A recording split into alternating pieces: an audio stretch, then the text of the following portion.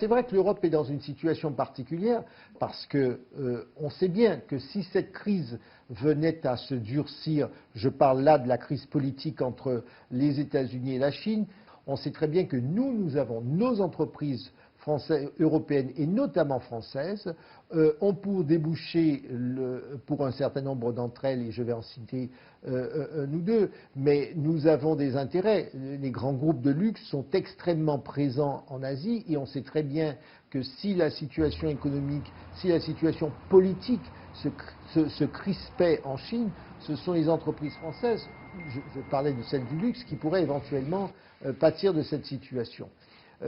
Un autre exemple, le marché chinois de l'aviation est un marché important et le risque pourrait très bien être l'abandon d'un certain nombre de commandes ou le ralentissement de commandes d'avions d'Airbus, alors même que nous avons besoin, précisément maintenant, que maximum de nos commandes soient honorées. Donc c'est vrai que vous avez à travers là deux exemples d'entreprises françaises qui ont des intérêts directs importantes,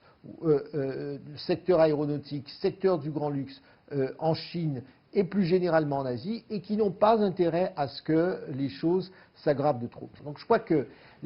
la France est plutôt en recherche de ce subtil équilibre où il faut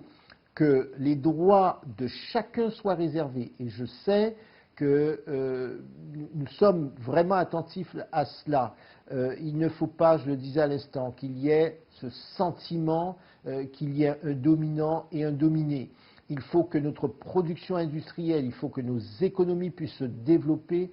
en toute coopération, plutôt qu'il y ait un sentiment qu'il va y avoir un vainqueur et un perdant. Il est inévitable, de mon point de vue, que la Chine est un grand pays sur la scène internationale. Et donc, et c'est là où l'Europe, de mon point de vue, a intérêt à jouer un rôle puissant, c'est qu'on ne peut pas imaginer de laisser s'installer la confrontation entre les États-Unis et la Chine. Il nous faut trouver, et c'est là où l'Europe a un rôle tiers, pour qu'il puisse y avoir plus de coopération et non pas de la confrontation.